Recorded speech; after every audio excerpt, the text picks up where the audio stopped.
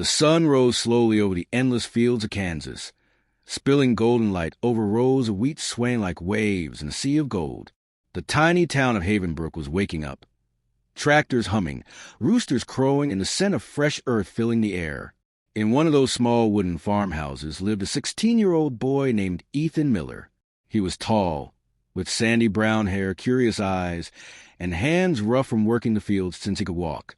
His family had owned their small farm for generations. Life was simple, sunrise to sunset, hard work, and not much else. But Ethan was different. While his father dreamed of bigger crops, Ethan dreamed of bigger worlds, ones that existed beyond the farm, behind glowing screens and invisible codes. Every night after finishing his chores, he would sit on the porch and stare at the distant city lights, tiny dots of hope flickering on the horizon. He had no smartphone, no tablet, and no computer. The nearest library was 30 miles away, and their internet connection barely loaded a weather page. But none of that stopped Ethan from dreaming. Someday, he whispered to himself one night, I'll build something that changes lives, even from right here. His father, Mark Miller, didn't understand these dreams. Coding, he'd say, frowning. Son, people like us don't mess with computers. We grow food. We don't write programs. Ethan just smiled. Maybe I can do both, Dad. One stormy afternoon, while helping his father clear out the old barn, Ethan found something strange under a pile of dusty boxes. A broken silver laptop. The screen was cracked, the keys were sticky, and it was covered in dirt. The logo had faded, but it still had a quiet charm, like a sleeping relic from another time. What's that junk? Mark said. Ethan turned it over, eyes gleaming. It's not junk, it's potential. That night, after everyone went to sleep, he cleaned it with an old rag and tried to turn it on. Nothing. Dead. He didn't give up. The next morning, he went to the town's recycling store, carrying the laptop like a treasure chest. The owner, Mr. Harris, chuckled when he saw it. Kid, that thing's from 2008. It's ancient. Can it be fixed? Maybe, if you're patient and a little lucky. Ethan spent weeks earning money fixing fences, washing tractors, and saving every dollar. Finally, he bought a second-hand battery and an old charger. He plugged it in, holding his breath, and to his shock, a faint light flickered on. The screen glowed dimly, showing a blue startup logo. It worked. That single moment changed his life forever. The laptop barely functioned. No internet, no modern software. But Ethan wasn't discouraged. He went to the library once a week, downloaded offline coding tutorials, and studied them back home on the old laptop. He wrote small pieces of code using simple text editors, teaching himself line by line, error by error. Weeks turned into months. The more he learned, the more fascinated he became. He started understanding how programs were built, how websites worked, how logic could turn ideas into tools. But it wasn't easy. The laptop often crashed. Sometimes wouldn't start at all. His father thought he was wasting time. You're dreaming of impossible things, Ethan, he said one evening. Ethan replied quietly, the impossible just takes a little longer, Dad. One day, while helping his father sell crops at the county market, Ethan noticed something. Many farmers struggle with tracking their crops, weather updates, and buyers. Everything was done on paper, slow and full of mistakes. An idea sparked his mind. What if there's an app for that? He started sketching on paper how the app could record harvests, calculate profits, and even send alerts when bad weather was coming. He didn't know how to build it yet, but he had the vision. That night, Ethan opened his old laptop and started typing the first lines of what would one day become FarmLink, a digital tool for rural farmers. The laptop overheated. The fan rattled like it might explode. Ethan smiled and whispered, "Hang in there, old friend. We got work to do." As the wheat fields turned golden again the following summer, Ethan's life began to change quietly. The boy who once followed his father through muddy fields was now building lines of code that could change how farmers lived. He still woke before dawn, helped his father plow, and came home covered in dirt. But now, when night fell, he turned on that flickering screen, and the farm boy became a creator. He didn't realize it yet, but the world was about to notice. The next few months tested Ethan's patience more than any harvest season ever had.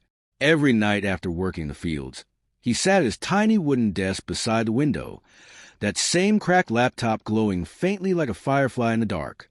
The fan wheezed, the screen flickered. But Ethan didn't stop typing. He was building his dream. FarmLink. He had no fancy coding software, no internet tutorials to guide him in real time, and no mentor. All he had were PDFs downloaded from the library, a stubborn spirit, and an imagination that refused to rest. Most nights he fell asleep with his head resting on the keyboard, his hands still covered in soil and calluses from the day's labor. One chilly autumn morning, Ethan sat in the kitchen, eyes red from another sleepless night. His mother, Linda Miller, placed a cup of coffee in front of him. "You look like you've been up all night again," she said softly. "I was debugging some code," he replied, half smiling. She looked confused. "Debugging?" "Fixing mistakes. Lots of them." She nodded, brushing his hair from his face. "You've got your father's determination, you know, just a different kind of field to plow." That one sentence stayed with him. A different kind of field to plow. Ethan realized she was right. His father used tractors. He used a keyboard. Both were farming in their own way. One grew crops. The other grew ideas. Weeks passed, and Ethan's app slowly took shape. He learned how to design simple interfaces and write functions that stored data. He created a basic offline version that let farmers enter their crop details, type, quantity, soil condition, and expected harvest date. He couldn't test it online, but he tested it manually, line by line, creating fake entries for every farm in Havenbrook. And then one day, the laptop crashed. The screen went black. The familiar hum stopped. Ethan froze. "No, no, no," he whispered, shaking the laptop. He tried restarting it, but it wouldn't boot. He opened the back panel, reattached the battery, prayed. Nothing. For the first time in months, he felt his hope drain away. When his father came in, Ethan was still sitting there, staring at the dead screen. "Told you that old thing wouldn't last," Mark said. "It's time to let it go, son." But Ethan looked up, determination burning in his eyes. "No, Dad, it's not over yet." 2 days later, Ethan walked 3 miles to the county junk shop. The owner, Mrs. Carter, recognized him immediately. "Back again for treasure, farm boy," she smiled. Ethan held out his broken laptop. "It died. I need parts. Anything cheap that might work." She rummaged through a pile of old electronics, then handed him a slightly newer motherboard. "This might fit if you're lucky. $5. Ethan counted his coins. He had 4. He looked up hopefully. Mrs. Carter sighed. "All right, you win. Take it. But promise me one thing. Make it worth it." He did. After 2 sleepless nights, using a screwdriver, duct tape, and pure determination, Ethan got the laptop running again. The fan hummed. The screen blinked. FarmLink was alive once more. But something changed inside Ethan that night. He realized that fixing the laptop wasn't just about technology. It was about believing that broken things could work again, whether machines, dreams, or people. He began visiting nearby farms to test his app idea. Most farmers laughed at him. "Apps? What for?" one said. "We've been farming for generations without them." Another chuckled. "Kid, you think a computer can tell me how to grow corn?" Ethan didn't argue. He just smiled and said, "Maybe not today, but maybe tomorrow." One person, however, didn't laugh. Mrs. Parker, an elderly widow who owned a small vegetable farm at the edge of town. She listened carefully as Ethan explained how FarmLink worked. "So, it can help me know when to water and when the frost's coming?" she asked. "Yes, ma'am," he replied. "And it can track your sales, too." She nodded. "All right, young man, let's give it a try." Ethan spent weeks helping her use the app. When her harvest came early, with fewer losses than ever before, she couldn't believe it. "You're on to something, boy," she said, patting his shoulder. "Don't you dare give up." Soon word began to spread. One farmer told another, then another. They started visiting Ethan's house, curious about the magic app the Miller boy had made. But not everyone was happy. Some locals mocked him for playing with computers instead of tractors. One evening, his father confronted him again. "You're spending all your nights on that screen, son. I need you in the fields." Ethan looked up from his laptop. "Dad, I'm still helping. Just in a different way. I'm trying to make things easier for all of us." Mark stared at him for a long moment, then sighed. "Just don't forget where you came from." Ethan smiled. "That's exactly what I'm fighting for. Dad, this place." A few months later, Havenbrook was hit by unexpected storms. The rainfall damaged crops across several farms. But Mrs. Parker, who had used Ethan's app alerts, managed to protect most of her yield. That moment changed everything. People began to see that maybe, just maybe, the boy with the old laptop was onto something real.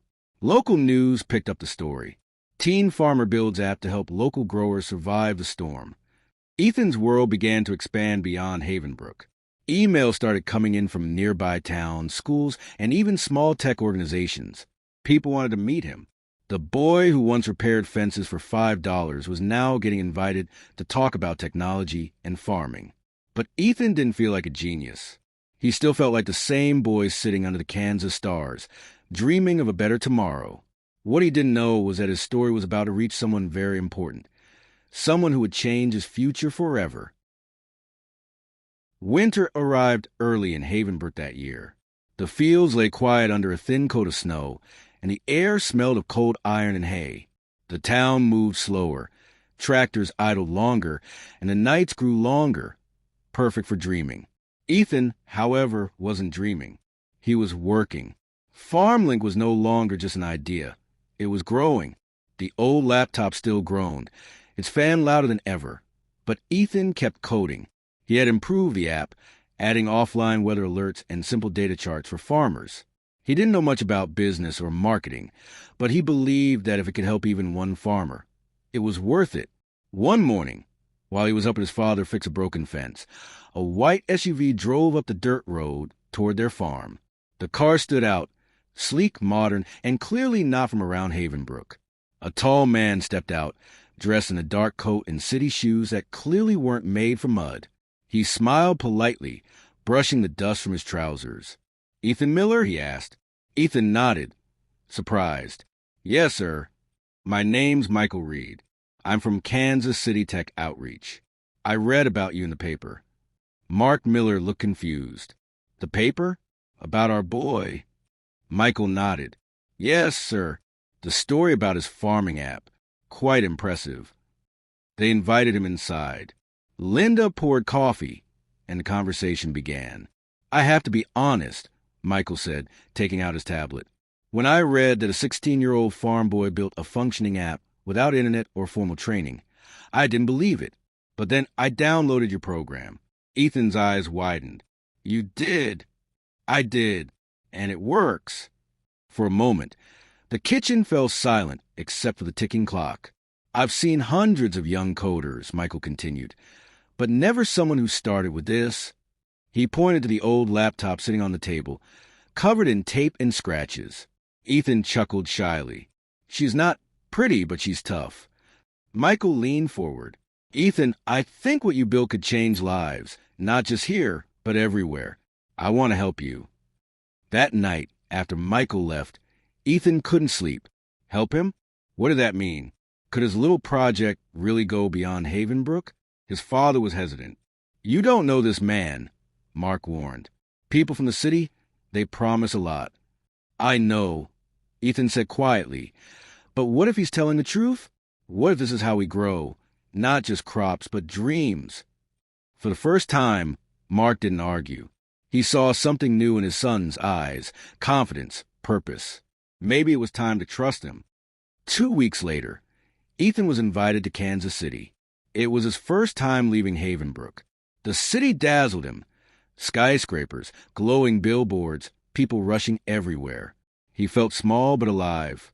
Michael introduced him to a group of investors and mentors at a startup incubator. They listened as Ethan presented FarmLink, explaining how it helped farmers predict weather, track crops, and organize data even without the internet. When he finished, there was silence. Then, slow applause. One investor leaned back and said, You built this without funding, without a team, and without Wi-Fi? Ethan smiled nervously. Yes, sir. Just me and an old laptop. Laughter rippled through the room, not mocking, but admiring. Michael stood. Gentlemen, this is what innovation looks like, not from glass offices, but from dusty barns. I think this young man deserves a chance. That meeting changed Ethan's life. Within months, he received a small grant to expand his project. He bought a used modern laptop, the first new piece of technology he'd ever owned. But he kept the old one too, placing on a shelf like a reminder of where it all began. He began learning advanced coding online, connecting with developers across the country. He started adding real-time features to FarmLink, cloud backups, AI-based weather predictions, and even a community forum where farmers could share advice. Back home, Havenbrook watched in awe. The boy who once fixed fences was now traveling between farms and cities, bridging two worlds, technology and tradition. One afternoon, while visiting home, Ethan showed his father the new version of FarmLink on his sleek new laptop. It can now track soil health and suggest what to plant next season, he explained proudly. Mark nodded slowly. You know, son, I didn't understand all this at first, but I see now your farming knowledge. That made Ethan smile. And every farmer deserves a good harvest of crops and opportunities. By the time he turned 17, FarmLink had reached over 5,000 users across small farming communities in the Midwest. Ethan's inbox filled with stories from people thanking him for helping them save crops, plan better, and connect with other farmers. He even got invited to speak at a regional technology conference, his first ever public event. Standing on stage, facing hundreds of people, Ethan took a deep breath. He looked at the audience and said, I'm not from a big city or a rich family. I'm from a place where we fix things that break, machines, fences, or dreams. And if there's one thing my old laptop taught me, it's that you don't need perfect tools to build something amazing. You just need to start. The crowd rose in applause. Cameras flashed. News outlets called him the teen farmer who coded his way to hope. But Ethan didn't care about fame. He cared about impact. He returned to Havenbrook the next day and donated part of his grant to buy computers for the local school. When the children saw the glowing screens for the first time, their faces lit up just like Ethan's had years ago. And as he watched them explore the digital world, he thought, maybe this is what success really looks like, when one spark lights 100 more. Ethan's life began moving faster than he could ever have imagined. What started as a project in a dusty farmhouse corner was now becoming a real company. FarmLink was no longer just a dream. It was a mission. Michael Reed and the team at Kansas City Tech Outreach helped him register it officially, hire a few young developers, and even secure a small office space downtown. Ethan had gone from feeding cows to leading conference calls. But with every success came new weight. Suddenly, there were deadlines, updates, funding rounds, and expectations. The simplicity of his nights under the Kansas stars was gone. Now it was screens, reports, and meetings.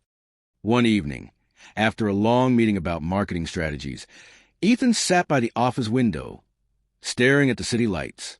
His reflection in the glass looked older, not in years, but in responsibility.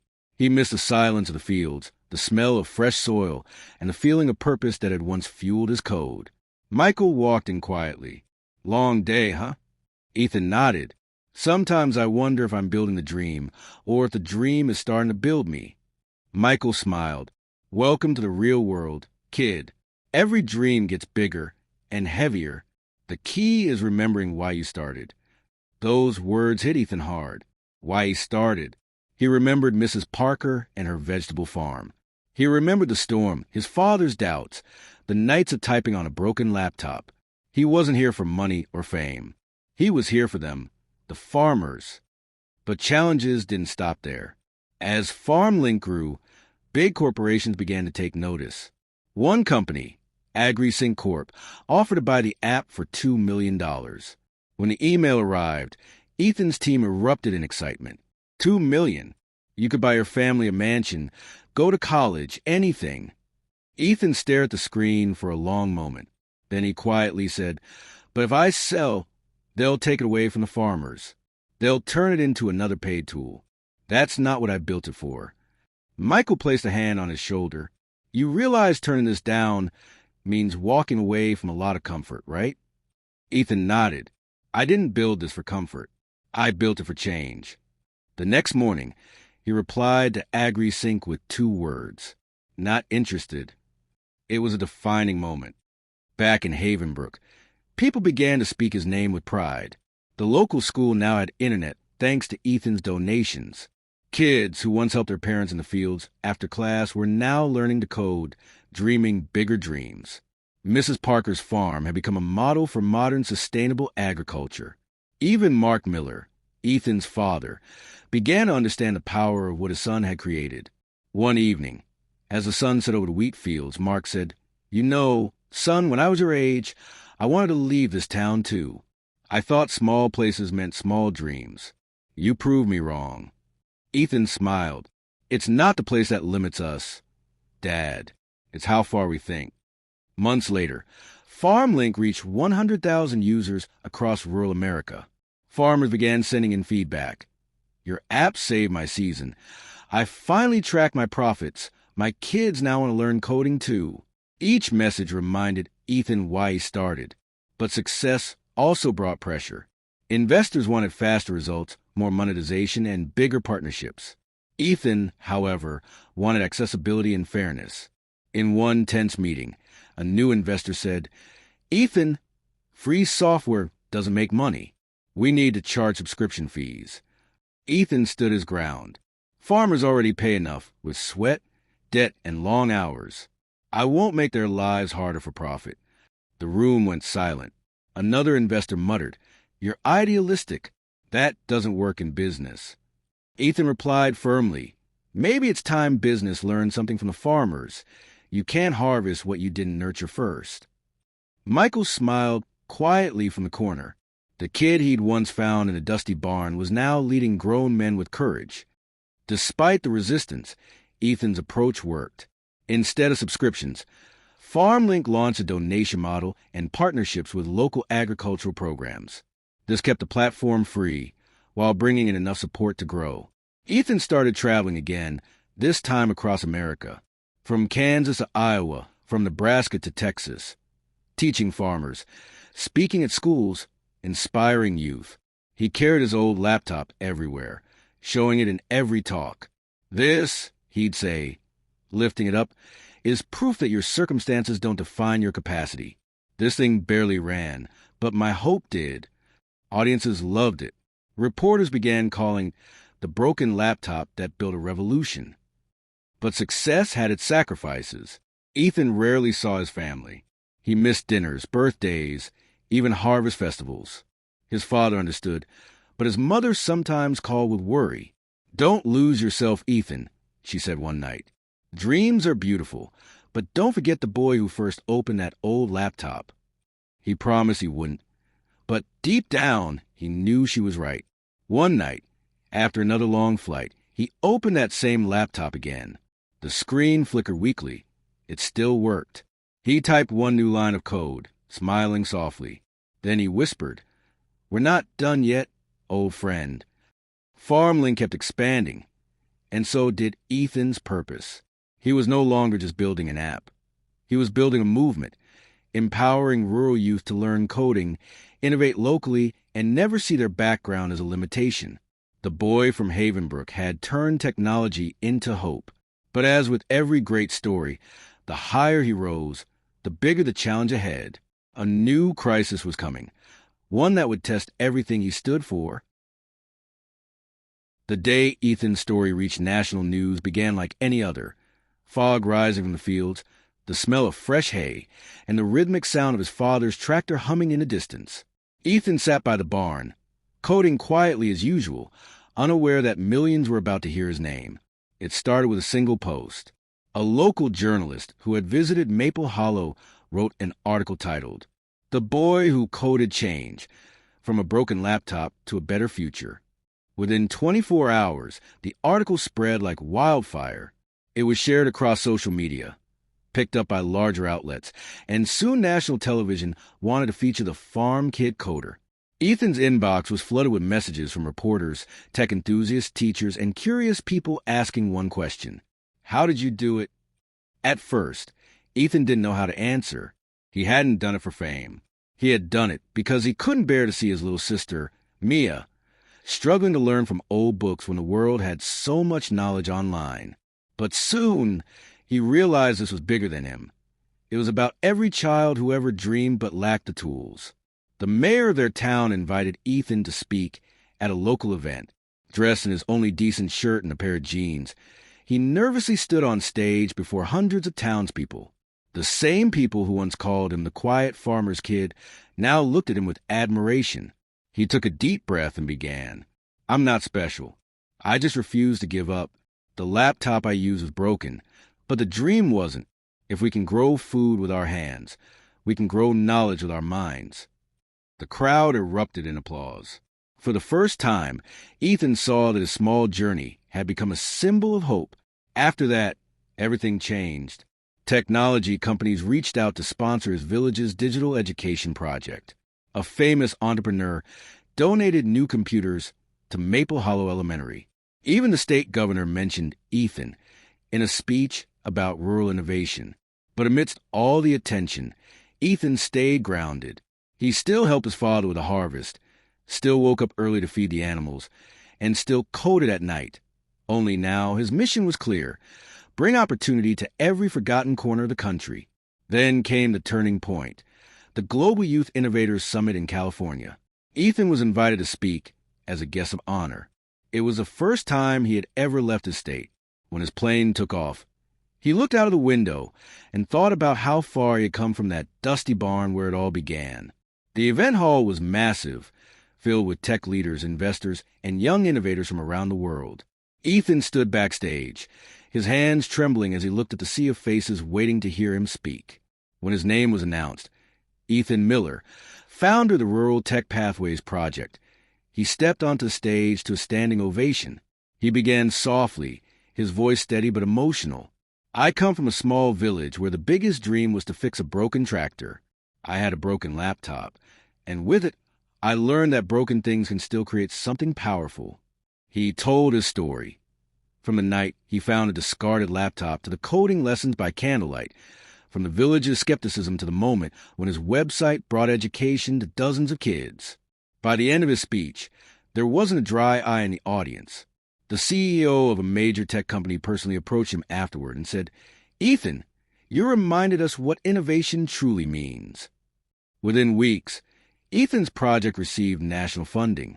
The U.S. Department of Education announced a collaboration with his initiative to bring coding and digital literacy programs to rural schools across multiple states. The boy who once coded in the dark now stood at the forefront of a movement that lit up the path for thousands of children like him. But Ethan never forgot his roots. When he returned home, he didn't move to the city or chase luxury. Instead, he built a small learning center right next to his family's farm, a place filled with computers, books, and hope. He called it the Code Barn. Every weekend, he taught local kids, not just coding, but confidence. He taught them how to think, create, and dream. Mia, his sister, often stood beside him, helping younger students navigate their first lessons.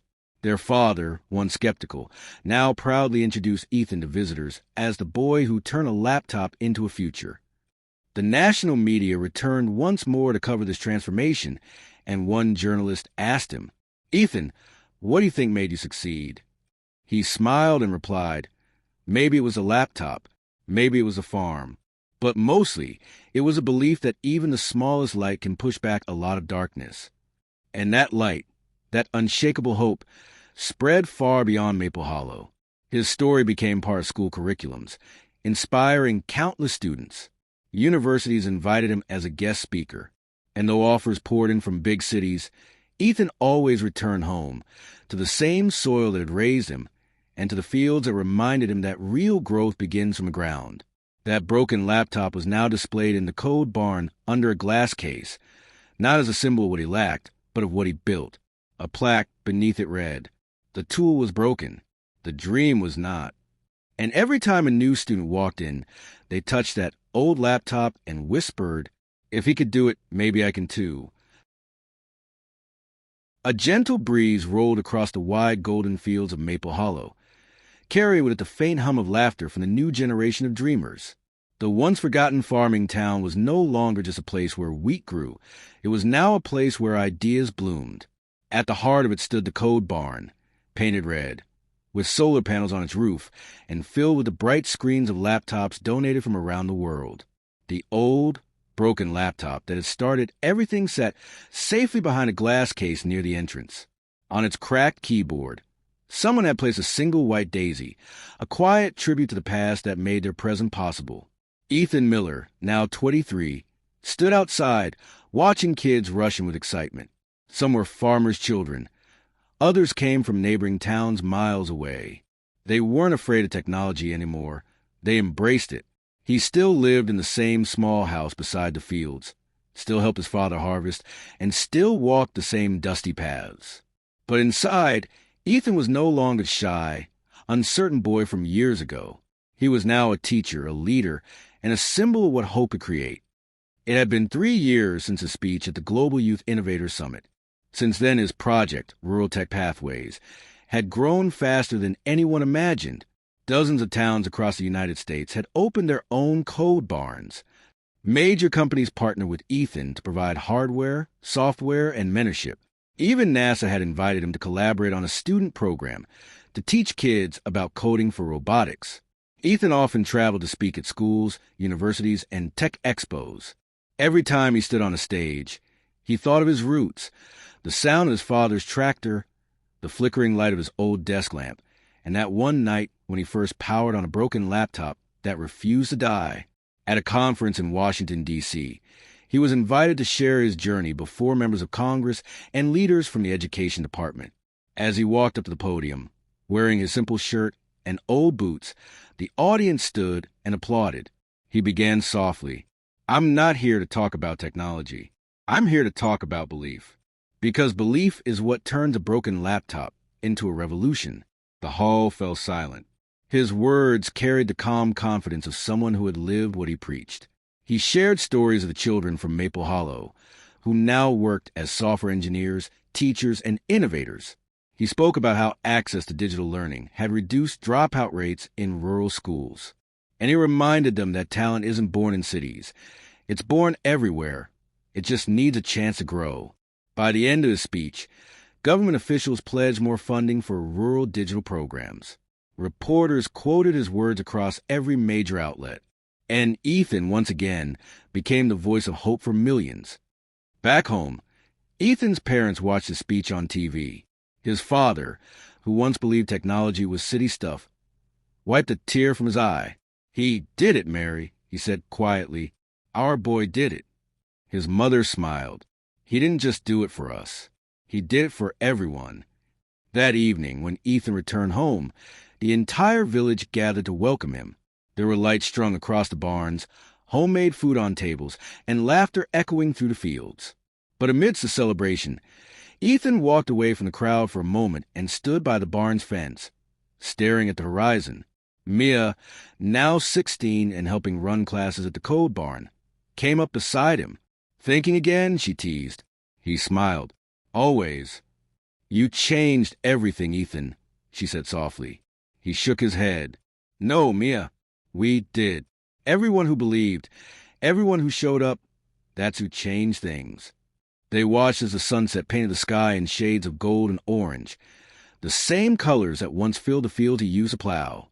Months later, Ethan received a letter, a thick white envelope stamped with the seal of the President of the United States. His hands trembled slightly as he opened it. It was an invitation to the White House Innovation Ceremony, where he was to receive the National Medal for Youth Leadership and Education. At the ceremony, as the president shook his hand and placed the medal around his neck, cameras flashed and applause filled the grand hall. The president said, "Ethan Miller reminded us that the future of America isn't just in Silicon Valley. It's in every barn, every field, every small town that dares to dream." Ethan bowed his head, slightly humbled. When asked to speak, he simply said, "I grew up believing that life in the fields meant limits. But one day, I realized that the sky above the farm is the same sky above every city, and dreams can travel just as far." That line would later be quoted in books, documentaries, and motivational speeches for years to come. A decade passed. The world had changed, and so had Maple Hollow. The dusty roads were now lined with small tech workshops, classrooms, and solar-powered labs. But the farmlands remained, standing proudly as a reminder of where it all began. Ethan, now in his 30s, had turned rural tech pathways into an international movement. Similar programs had launched in Africa, South America, and Asia, all inspired by a boy who once refused to give up on a broken laptop. One evening, as he walked to the code barn, he saw a young boy sitting by the corner, staring at a flickering computer screen. The boy looked frustrated, just like Ethan once had. Ethan walked over and knelt beside him. "Having trouble with your code?" he asked. The boy nodded shyly. "It won't work. I think I messed it up." Ethan smiled, placing a hand on his shoulder. "Good. That means you're trying." Together, they fixed a line of code. The screen came to life, and the boy's eyes lit up. "See," Ethan said gently. "Sometimes things don't work because they're waiting for you to make them better." The boy grinned, and for a moment, Ethan saw his younger self, sitting in that old barn, believing in something impossible. As he left the building, the night sky stretched wide and clear above him. The stars shimmered like 1,000 tiny pixels of light. And in that stillness, Ethan realized that his dream had come full circle. He whispered softly, "Thank you, old friend," remembering the laptop that had started it all. And somewhere deep in the barn, that cracked old machine sat beneath its glass case. Quiet, but eternal, a symbol that even from the smallest spark, an entire world can shine.